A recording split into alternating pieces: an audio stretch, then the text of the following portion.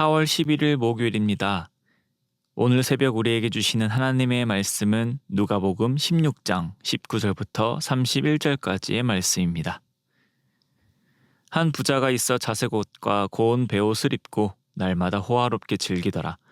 그런데 나사로라 이름하는 한 거지가 헌데 투성이로 그의 대문 앞에 버려진 채 그 부자의 상에서 떨어지는 것으로 배불리려 하매 심지어 개들이 와서 그 헌데를 핥더라. 이에 그 거지가 죽어 천사들에게 받들려 아브라함의 품에 들어가고 부자도 죽어 장사되매 그가 음부에서 고통 중에 눈을 들어 멀리 아브라함과 그의 품에 있는 나사로를 보고 불러 이르되 아버지 아브라함이여 나를 긍휼히 여기사 나사로를 보내어 그 손가락 끝에 물을 찍어 내 혀를 서늘하게 하소서. 내가 이 불꽃 가운데서 괴로워하나이다. 아브라함이 이르되 예 너는 살았을 때에 좋은 것을 받았고 나사로는 고난을 받았으니 이것을 기억하라. 이제 그는 여기서 위로를 받고 너는 괴로움을 받느니라. 그뿐 아니라 너희와 우리 사이에 큰 구렁텅이가 놓여 있어 여기서 너희에게 건너가고자 하되 갈 수 없고 거기서 우리에게 건너올 수도 없게 하였느니라. 이르되 그러면 아버지여 구하노니 나사로를 내 아버지 집에 보내소서. 내 형제 다섯이 있으니 그들에게 증언하게 하여 그들로 이 고통받는 곳에 오지 않게 하소서. 아브라함이 이르되 그들에게 모세와 선지자들이 있으니 그들에게 들을지니라. 이르되 그렇지 아니하나이다. 아버지 아브라함이여 만일 죽은 자에게서 그들에게 가는 자가 있으면 회개하리이다. 이르되 모세와 선지자들에게 듣지 아니하면 비록 죽은 자 가운데서 살아나는 자가 있을지라도 권함을 받지 아니하리라 하였다 하시니라. 아멘. 새해가 되면 새해 복 많이 받으세요라는 말을 합니다. 아주 좋은 말이죠. 복이란 좋은 것이니 복 받으라 하는데 모두가 좋을 것입니다. 교회에서도 새해 복 많이 받으세요라는 말을 새해맞이 감사 예배 혹은 송구 영신 예배 때 많이 합니다. 저는 어느 날 생각했습니다. 이거 자칫 잘못하면 오해할 수도 있겠다. 왜냐하면 제가 마음이 악해서 그런지 복 많이 받으세요라고 하면 계속 돈이 떠올랐기 때문입니다. 새해 복 많이 받으세요라는 말은 곧 부자 되세요라는 말처럼 들렸습니다. 그래서 저는 항상 앞에 주어를 붙여야겠다라고 생각했습니다. 예수님 안에서 복 받으세요라고 말입니다. 오늘 예수님께서는 바리새인들을 향해 다시 한번 비유로 말씀하십니다. 우리가 너무나도 잘 알고 있는 부자와 거지 나사로에 대한 비유입니다. 이 19절에 보시면 부자에 대해 소개하고 있습니다. 부자는 자색 옷과 고운 베옷을 입고 날마다 호화롭게 즐기고 있습니다. 이 옷만 보더라도 그는 엄청난 부자입니다. 자색 옷은 그 당시 신분이 높거나 몹시 부자인 사람만이 입을 수 있는 옷이었습니다. 이 부자가 말 그대로 대단한 부자임을 예수님은 말씀하십니다. 이 부자에 대한 이야기를 들었을 때 그 이야기를 듣고 있던 사람들은 저절로 흐뭇한 웃음을 지었을 것입니다. 왜냐하면 하나님께 이 복받은 자가 이런 자이기 때문이죠. 많은 부를 이루었다라는 것은 곧 하나님께서 복 주신 것이기 때문입니다. 그리고 바리새인들 자신들도 하나님께 복 받은 자들입니다. 아까 앞에서 제가 예시로 설명했듯이 우리는 복하면 기본적으로 이런 복들을 생각을 합니다. 그에 반해 나사로는 사회적으로 극심한 약자여서 대문 앞에 버려진 채로 있습니다. 먹을 것이 없어 부자의 상에서 떨어지는 것으로 배를 채우려 하지만 그것도 여의치 않습니다. 시간이 흘러 부자와 거지는 둘 다 죽음을 맞이했습니다.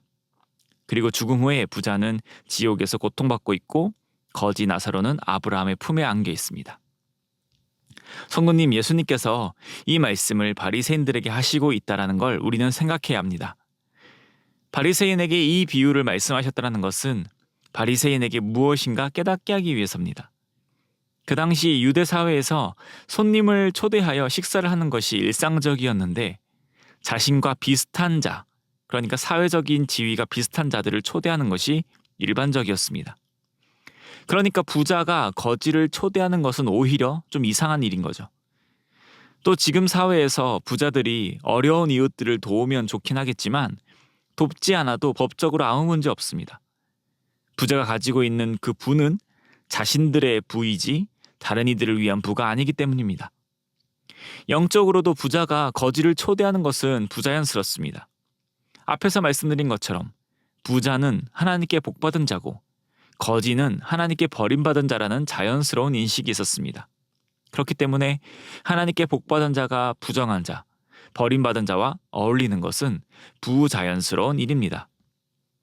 그런데 오늘 말씀에 의하면 부자는 지옥에 가고 거지는 아브라함의 품에 안겨 있습니다. 그러니까 무엇인가 잘못된 거죠. 그러면 이 부자는 대체 무엇을 잘못했을까요? 즉 예수님은 바리새인들에게 무엇을 말씀하고 싶으신 걸까요? 그 당시와 현재 세상에서 예수 그리스도를 모르고 하나님을 모르는 자들이 자기가 가지고 살아가는 모든 것이 자신의 것이라고 해도 이해할 수 있습니다. 왜냐하면 하나님을 모르는 자기 때문이죠. 그러나 하나님의 백성은, 예수를 믿는 그리스도인들은 물질을 그런 식으로 바라보지 않습니다. 말씀에선 우리를 청지기라고 합니다. 우리에게 많은 물질이 있다면 그것은 하나님께서 주신 것입니다. 우리에게 권력이 있다면 그것은 하나님께서 주신 것입니다. 중요한 것은 왜 주셨냐는 것이죠. 예수님은 말씀하셨습니다. 가장 큰 계명은 하나님을 사랑하고 이웃을 사랑하는 것이라고 말입니다. 나에게 많은 물질을 허락하셨다면 하나님을 위해 써야 하는 것이고 그것은 곧 이웃을 사랑하는 데 써야 합니다. 예수님의 비유에서 부자는 아브라함의 자손입니다. 즉 하나님의 백성입니다. 그 또한 하나님의 말씀을 알고 있는 자입니다. 그렇다면 그는 자신의 부를 이웃을 위해 사용했어야 합니다.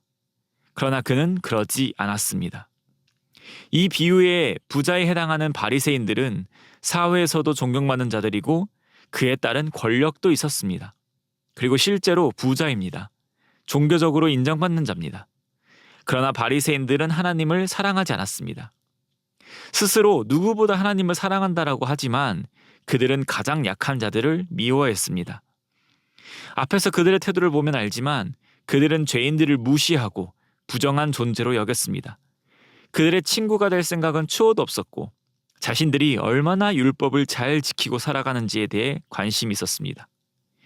그러나 그들이 율법을 그렇게 잘 알고 잘 지키고 있다면 그들은 죄인들을 끌어안아야 했습니다. 그들이 진정 하나님을 사랑한다고 고백한다면 세상에서 가장 약하고 약한 자들을 사랑해야 했습니다. 바리새인들은 하나님을 누구보다 사랑한다고 하지만 결코 하나님을 사랑하지 않는 자들이었습니다. 오히려 우상 숭배하는 자들과 같습니다. 이것을 예수님께서는 지적하십니다. 사랑하는 성도님, 오늘 우리는 하나님의 은혜로 하나님의 사랑을 경험하며 살아가고 있습니다. 우리에게 이 험한 세상을 살아갈 이유는 하나님 한 분밖에 없고 은혜밖에 없습니다. 하나님께서 우리에게 살아갈 이유를 주셨고 힘을 주시고 능력도 주십니다. 이제 우리는 하나님의 백성으로, 하나님의 자녀로 하나님이 기뻐하시는 것을 행하며 살아가야 합니다. 하나님이 기뻐하시는 것은 당연하게도 하나님의 사랑이 우리를 통하여 실현되는 것입니다. 하나님을 사랑하며 이웃을 사랑하는 것입니다. 그러나 어느샌가 오늘 예수님께서 바리새인들을 향하여 제발 듣고 깨달으라고 말씀하시는 것처럼 우리도 바리새인과 같이 이상한 기준을 마치 진리인 것 마냥 믿으며 살아가고 있진 않은가 생각해 보길 원합니다. 예수를 믿는 우리들이 어떤 특권의식을 느끼고 우리만의 폐쇄적인 공동체를 만들고 살아간다면 이 비유를 듣고 있던 바리새인과 우리는 같을 것입니다. 우리 안에 세상과 선을 긋고 이웃사랑을 행하지 않으면서 스스로 잘하고 있다고 위로한다면 바리새인과 비슷한 모습일 것입니다. 한때 교회 성장에 총력을 기울이던 때가 있었습니다. 성도님들의 피땀 어린 헌신과 수고로 교회는 점차 커져가고 화려해져 갔습니다. 그러나 개개인의 삶 속에서 예의 바른, 또 배려 깊은, 헌신하는 자들로 살기 위한 노력은 상대적으로 약했던 것 같습니다. 교회에서 봉사하는 것으로 하나님에 대한 나의 사랑을 다 표현했다고 하지만 정작 우리 이웃들에 대해 친절한 말 한마디가 없고 세상 그 누구보다 이기적이었습니다. 그러면 그 모습은 오늘 본문의 바리새인과 같습니다. 하나님께서 우리에게 주신 것, 나에게 주신 것을 나만의 것으로 누리며 사는 것이 아닌 하나님을 위하여 이웃을 섬기며 살아가야 합니다. 그것이 하나님을 사랑하는 것임을 우리는 알아야 합니다. 그러니 사랑하는 성도님, 오늘 우리의 삶 속에서 나누며 섬기며 살길 원합니다. 물질뿐만 아니라 우리의 마음도 나누며 살기를, 우리의 친절을 나누며 살기를 원합니다. 또한 우리가 공통적으로 누리고 있고 가장 중요한 하나, 바로 복음을 나누며 살길 원합니다. 예수 그리스도의 복음을 전해주기 위해 나에게 허락하신 것들을 하나님께서 원하시는 곳에 사용하며 오늘도 이웃에게 소망을 주고 하나님께 영광 올려드리는 삶을 사시기를 주님의 이름으로 소망합니다. 기도드리겠습니다. 하나님 아버지 감사합니다. 오늘 우리에게 하나님의 자녀로 살아가는 귀한 날 허락하시니 감사드립니다. 오늘 예수님께서 바리새인들을 향하여 비유로 말씀하시며 그들이 깨달아 알길 원하셨듯이 오늘도 동일하게 하나님의 말씀을 통하여 우리가 깨닫길 원하시는 줄 믿습니다. 우리가 복음 앞에 바로 깨달아 알길 원합니다. 하나님을 사랑하는 자들 되게 하여 주시옵소서. 하나님을 사랑하기에 이웃들 또한 사랑하게 하여 주시옵소서. 낮은 자에게, 작은 자에게 행하는 것이 예수님께 대접하는 것임을 우리가 늘 기억하며 오늘 일상에서 만날 모든 이웃들에게 그리스도께서 하셨듯 우리도 섬기는 자들이 되게 하여 주시옵소서.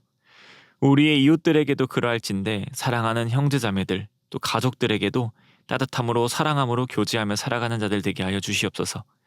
그리하여 하나님께서 우리에게 원하신 바를 잘 지켜 행하며 하나님께 영광 올려드리며 세상에 소망을 줄 수 있는 우리가 되게 하여 주시옵소서. 오늘 이런 우리의 삶을 통하여 주님 영광 받아 주실 줄 믿사오며 이 모든 말씀 살아계신 우리 주 예수 그리스도의 이름으로 기도드립니다. 아멘. 이 시간 함께 기도하실 때 주신 말씀을 붙들고 기도하시고 주간 기도 제목에 따라서 훈련과 교육을 위해 함께 기도드리겠습니다. 제자 훈련을 비롯한 평신도 훈련을 통하여 예수님 닮은 온전한 주님의 제자들이 세워지도록 기도해 주시기 바랍니다. 우리 주일학교와 청년 부흥을 위하여서 함께 기도해 주시길 바랍니다. 또 담임 목사님과 모든 말씀 사역자들을 위하여서 주일학교 교사들을 위하여 기도드리겠습니다. 우리 합심 기도 제목과 개인 기도 제목으로 기도드리겠습니다. 기도하겠습니다.